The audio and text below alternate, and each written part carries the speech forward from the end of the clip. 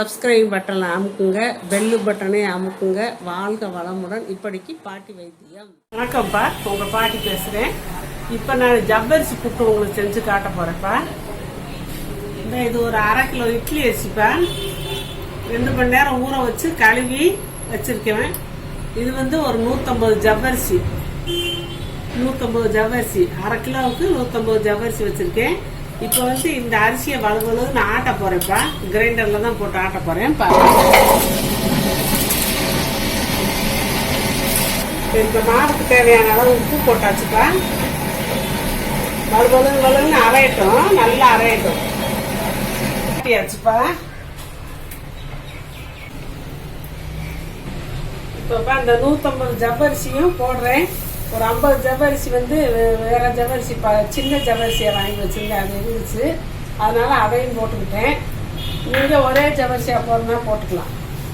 என்கிட்ட வீட்டில் இருந்ததுனால அந்த 50 ஜவ்வரிசி சேர்த்து போட்டேன்.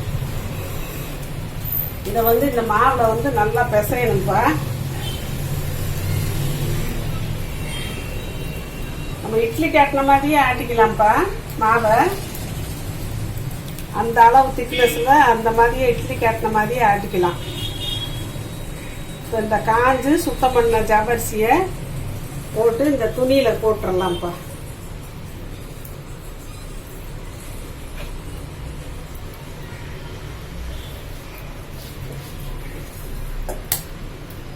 மாவெல்லாம் இப்படி ஊட்டி இதுல கட்டி வச்சிடணும்ப்பா.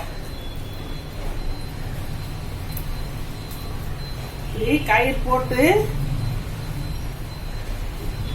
கட்டிடணும்.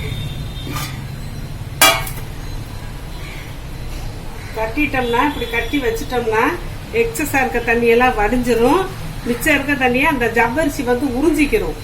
உறிஞ்சி ஒரு 5 மணி நேரம் கழிச்சு இதை கலட்டுவோம். கலட்டுறப்ப கலட்டி நம்ம ஊத்தோம்னா அப்படியே உதிர்ந்துரும். அதை நம்ம அப்படியே அவிச்சிடலாம், புட்டை வச்சிடலாம்ப்பா. இப்போ நான் இதை கட்டி வைக்க போறேன். இப்போ இதை கட்டிட்டேப்பா. அப்படி கட்டிட்டே இந்த எக்ஸஸா இருக்க தண்ணி வடிஞ்சுக்கிட்டே இருக்கும். அதை கட்டி எதுலையாவது இப்படி தொங்க விட்டுறணும். தொங்க விடும்போது தண்ணி வடிஞ்சிடும். மிச்சம் இருக்க ஈரத்தை அந்த ஜவ்வரிசி இழுத்துக்கிறோம். ஒரு 5 மணி நேரம் 6 மணி நேரம் ஊற வைக்கலாம்ப்பா. அப்புறம் எடுத்தோம்னா தண்ணி வடிஞ்சிருக்கும். அப்படியே உடச்சு விட்டோம்னா அப்படியே உதிரும். அதை அப்படியே எடுத்து நம்ம அவிச்சு சாப்பிட்டுக்கலாம். தொங்க விட்டுருங்கப்பா. இந்த ஜவ்வரிசி பார்த்தீங்களா, முட்டிக்கிட்டு நிற்கிது. ஊறி நல்லா தெரியுதுல. நம்ம போட்ட ஜவ்வரிசி எல்லாம் முட்டிக்கிட்டு நிற்கிது. நல்லா ஊறி இருக்கும். இப்போ நான் காட்டிட்டு தவக்கலாம்ப்பா.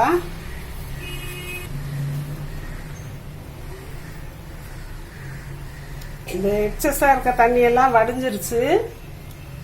பாக்கி தண்ணியே அந்த ஜவ்வரிசி உறிஞ்சிருச்சுப்பா. இப்போ நம்ம உடைச்சோம்னா அப்படியே புட்டு மாவு ஊந்துரும். இது அப்படியே ஊத்து விட்டுறணும்ப்பா. புட்டா ஊந்துரும் பார்த்தீங்களா, இது ஊந்துரும். அந்த ஜவ்வரிசி அந்த ஈரத்தை உறிஞ்சிடும். மிச்சம் இருக்க தண்ணி கீழே கொட்டிடும். நம்மளுக்கு ரெடி.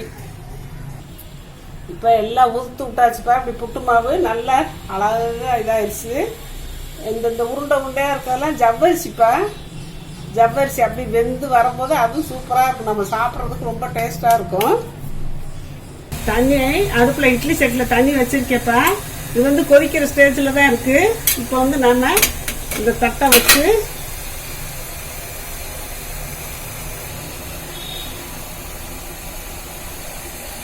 இது அப்படியே துணியோட தூக்கி இப்படி வச்சிடலாம்ப்பா. வச்சு இப்படி மூடி வச்சிடலாம். மூடி வச்சாச்சு. குப்புன்னு ஆவி வரவும் எப்படியும் ஒரு 10 நிமிஷம் நாள் ஆகும் ஆவி வர்றதுக்கு. ஆவி வரவும் இறக்கி வச்சுக்கிற வேண்டியது. அப்ப இறக்கி நான் அடுத்து கலக்கிறத காட்டுறேன். இந்த இப்ப 10 நிமிஷம் ஆயிடுச்சுப்பா. சுத்தி ஆவி வருது பாத்தீங்களா, சுத்தி ஆவி வருது. இப்ப வெந்திருக்கும். நல்லா வெந்தாதான் ஆவியே வரும். இப்ப நம்ம எடுக்கலாம். இது இப்ப வெந்துருச்சான்னு பாக்கணும்ப்பா. நல்லா ஆவி வந்துருச்சு. இருந்தாலும் வெந்துருச்சுப்பா. அடியில பார்த்தா இன்னும் கொஞ்சம் வேகாம இருக்குப்பா. 10 நிமிஷம் பத்தலை போல. இன்னும் கொஞ்ச நேரம் நம்ம வேக வைப்போம். வச்சப்பா, நேரம் வெந்திருக்கும், எடுக்கலாம்.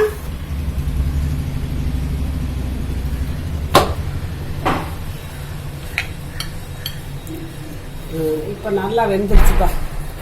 நல்லா வெந்துருச்சு. இப்ப நம்ம இதுல போட்டுக்கலாம்ப்பா.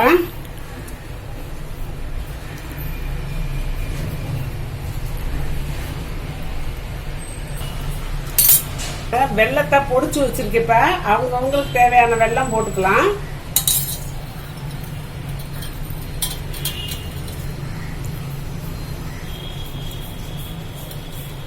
வெல்லம் நல்லது தானேப்பா, அதான் நல்லா போடலாம். சர்க்கரை போட்டால் வெள்ளை விலையேன்னு இருக்கும். வெள்ளை சர்க்கரை போட்டா அது நல்லது இல்லை. தேங்காய் துருவல் வச்சிருக்கேப்பா, அது எவ்வளோ வேணா அவங்க சௌகரியத்துக்கு போட்டுக்கலாம். தேங்காய் போட்டால் அப்படியே உடச்ச தேங்காய் உடனே போடுறது உடம்புக்கு அவ்வளோ நல்லது. இப்போ இதில் 2 ஸ்பூன் நெய் விட்டுக்கலாம்.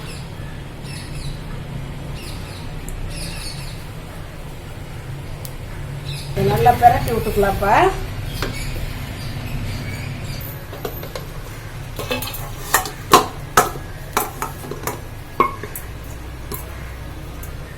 இப்போ சூப்பரான ஜவ்வரிசி புட்டு நம்மளுக்கு ரெடி ஆயிடுச்சுப்பா. பச்சரிசியில் செய்கிறத விட புழுங்கல் அரிசியில் செய்கிறது ரொம்ப நல்லது தான். ரொம்ப சாஃப்டாகவும் இருக்கும். அந்த ஜவ்வரிசி கூட நலுக்கு நலுக்குன்னு சாப்பிட்றதுக்கு நல்லா இருக்கும். இதுலேயே நம்ம வெள்ளை சக்கரை போட்டு செஞ்சோம்னா வெள்ளை விளையன்னு தெரியும். அப்படி வெள்ளம் தான் சாப்பிட்டாதான் உடம்புக்கு தான் பிரச்சனையே. அதனால இந்த மாதிரி வெல்லம் போட்டு சாப்பிட்றது நல்ல சத்தான புட்டு, ஆவியில் வெந்த புட்டு. இப்படி நீங்கள் சும்மா நீங்கள் மிக்சியில் கூட போட்டுக்கலாம்ப்பா. கிரைண்டரில் தான் போடணும் இல்லை, மிக்சியில் கூட போட்டு நைஸாக அரைச்சிக்க வேண்டியது. ரொம்ப நைஸாலாம் அரைக்கணும் இல்லை. இட்லி மாவு அரைக்கிற மாதிரி நம்ம மிக்சியில் அரைக்கலாம்ல. அரைச்சி இந்த மாதிரி கட்டி நீங்கள் செஞ்சு ஒரு 200 அரிசி போட்டால் கூட ஒரு 100 150 தேவைப்படாது. ஒரு 75 50 கிராம் இதை போட்டு ஜவ்வரிசியை போட்டு பிரட்டி வச்சு கட்டி இவ்வளோ சாப்பிட்டுக்கலாம். இப்போ இது குடும்பத்துக்கு ஸ்நாக்ஸ் மாதிரி சாயந்தரம் நேரத்தில் இவ்வளோ சாப்பிட்டா சூப்பராக இருக்கும்ப்பா. சூடாக சாப்பிட்டா அந்த நெய் வாசமும் அந்த வெள்ளை வாசமும் சூப்பராக இருக்குதுப்பா. செஞ்சு சாப்பிடுங்க. வாழ்க வளமுடன். இப்போ நிறைய பேர்ப்பா நான் அவங்க கொஸ்டினுக்கு ஆன்சர் சொல்கிறதுலன்னு கேட்குறாங்க. சொல்லிக்கிட்டு தான் இருக்கேன். நான் அதுக்குன்னு சொல்லி பார்வையாளர்கள் கேள்வி பதில் நான் போட்டிருக்கேன். அதை பார்த்துக்கங்கப்பா. அதை பார்த்தீங்கன்னா உங்களுக்கு தெரியும். நான் வரிசையாக கேள்வி பதில் போட்டுக்கிட்டே இருக்கேன். அதில் போட்டு பார்த்தீங்கன்னா நீங்கள் கேட்ட கேள்விக்கெல்லாம் நான் பதில் சொல்லிடுறேன்ப்பா. அதை கட்டாயம் நீங்கள் பார்த்து தெரிஞ்சுக்கோங்க. சப்ஸ்கிரைப் பட்டனை அமுக்குங்க, பெல்லு பட்டனை அமுக்குங்க. வாழ்க வளமுடன். இப்படிக்கு பாட்டி வைத்தியம்.